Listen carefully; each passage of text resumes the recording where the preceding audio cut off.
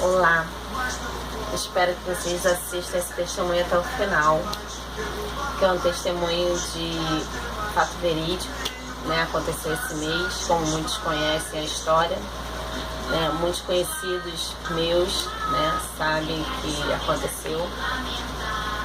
E é um testemunho de que Deus é fiel aos dele, aos servos dele.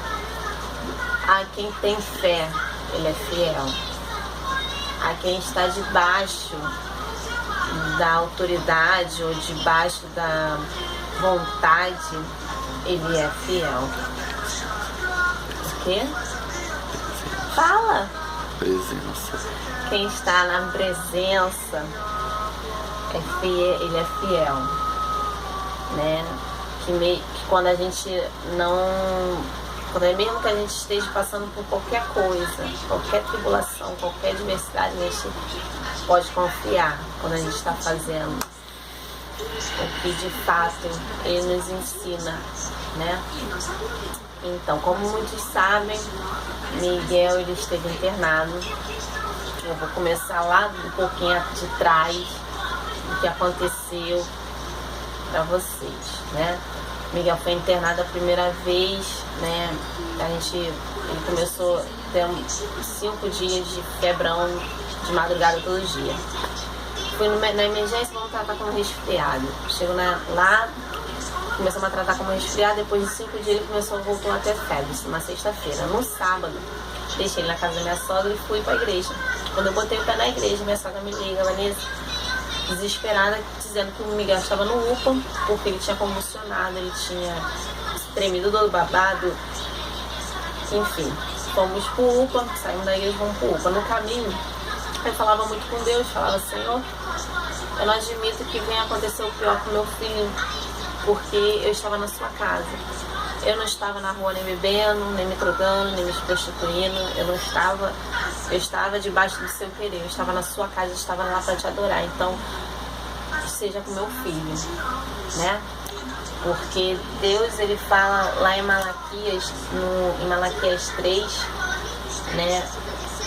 3:10, fala, trazei todos os dízimos à casa do tesouro para que haja mantimento na minha casa e depois fazer prova de mim, diz o Senhor dos Exércitos. Se eu não vos abrir as janelas do céu e não derramar sobre vós tal bênção que dela vos advenha a maior abastança.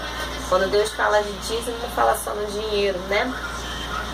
Quando ele fala que a gente tem que dar os 10% para ele, não é só de dinheiro, a gente tem que dar 10% para ele da nossa vida, tem que dar 10% para ele do nosso tempo, tem que dar 10% para ele das nossas orações.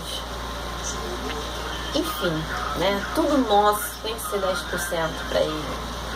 E então, se a gente está ali debaixo do querer, fazendo a vontade, ele fala, faça prova de mim, né? Então, eu nesse momento eu ficava falando com ele, falava assim, ó, não admito. Eu falando com Deus, né? Quem sou eu também, mas falava que eu não admitia porque eu estava fazendo a vontade dele.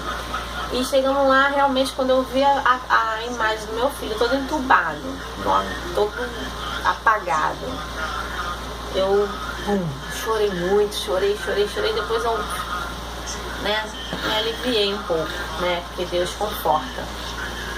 Ele ficou lá sábado, domingo, segunda. Terça-feira, ele está na segunda fazendo tratamento de pneumonia, porque foi constado que era uma pneumonia, né? Apesar da minha primeira médica que assistiu ele lá, falou que ia tratar uma pneumonia, mas também uma possível meningite, porque ele reclamava de dor de cabeça. Na terça-feira ele voltou a convulsionar. Convulsionou 2 vezes. E nessa ida daqui de Realengo para Campo Grande, né, a gente no carro, eu louvava muito a Deus. Ele apagou de 4 horas da tarde até 7 horas da noite, não acordava de jeito nenhum. Eu louvando a Deus, chorando, mas louvando a Deus. E só falei assim, Senhor, eu só quero entender qual o propósito nisso. Me diz, por favor, o propósito. E Deus me deu o propósito, né? O propósito era que ele queria juntar, unir né? Minha família, meus irmãos, né? Porque o Miguel é o que eles gostam, né? Até o meu irmão mais distante se apegou muito a ele. Então meu filho estava sendo um instrumento. Tá bom, se é um propósito de Deus, vamos lá, né?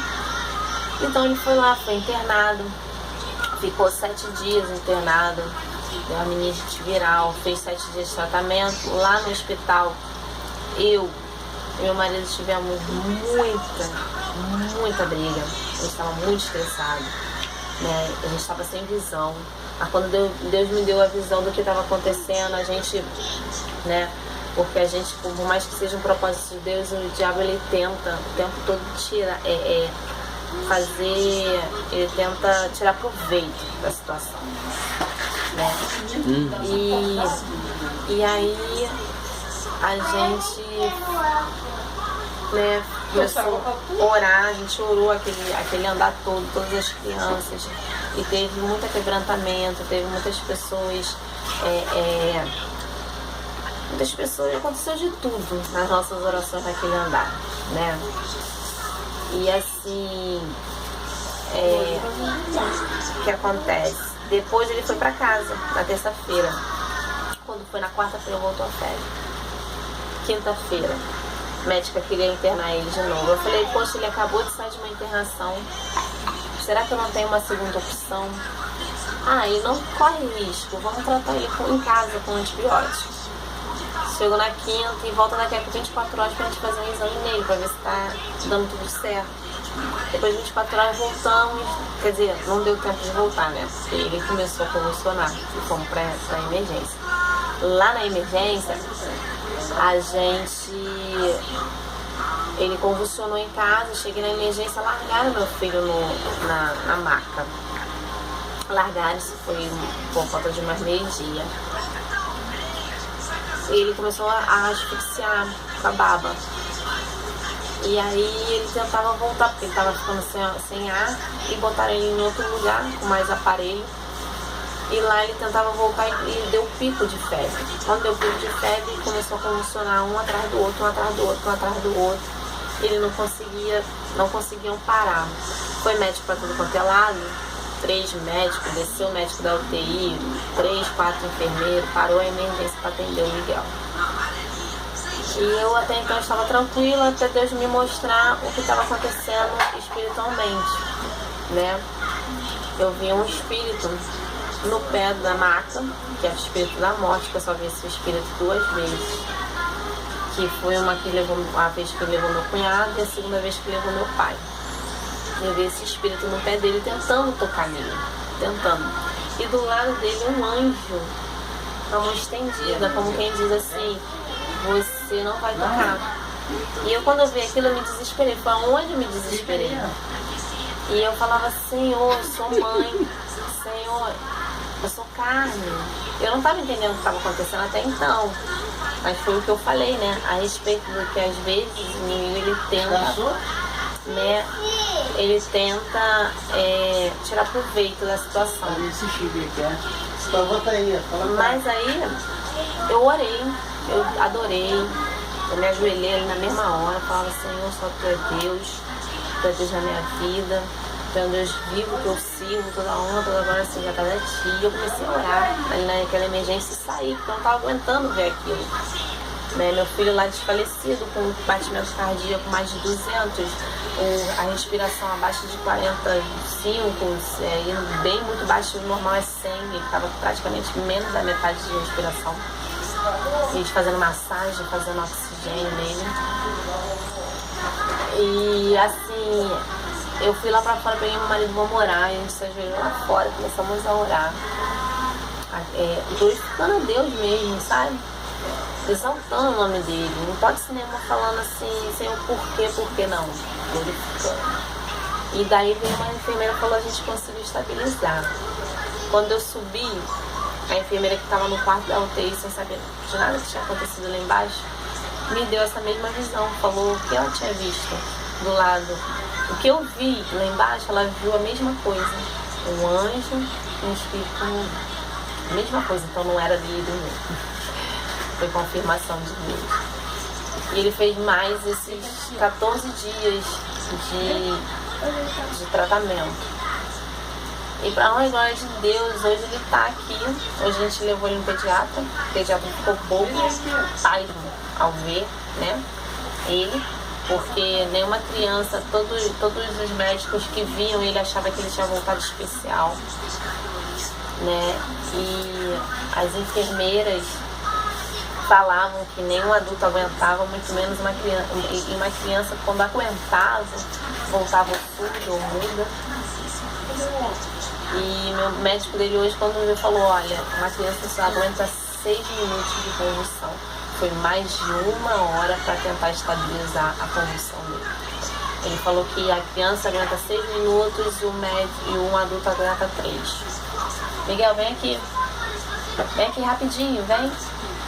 Então o que eu quero dizer assim, para vocês com esse vídeo, é que independente de qualquer coisa que vocês estejam passando, Deus é fiel, Deus é vivo, Deus de fato, Ele honra.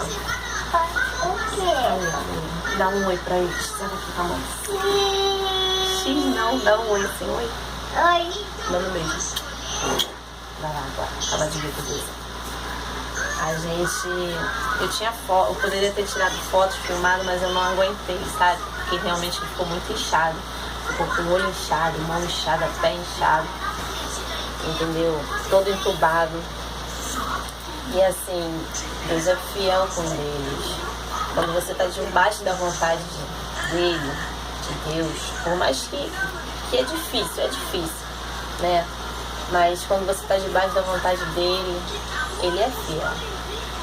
Você não deve duvidar em nenhum momento que ele vai te dar vitória. Você não tem que, em nenhuma hipótese, duvidar, em nenhuma hipótese questionar, somente adorar, porque Deus procura verdadeiros adoradores, né? Deus só deixa tocar, ele só deixa tocar quando há um propósito. É tudo para a honra e glória dele. A morte não toca, porque Jesus pegou a chave da mão da morte. Então, tudo é permissão de Deus. Tudo. Então a gente não tem que nunca se questionar, só adorar. É isso que ele busca na gente, verdadeiros adoradores. A graça e a paz para todos. Tome essa palavra para o seu coração, amém?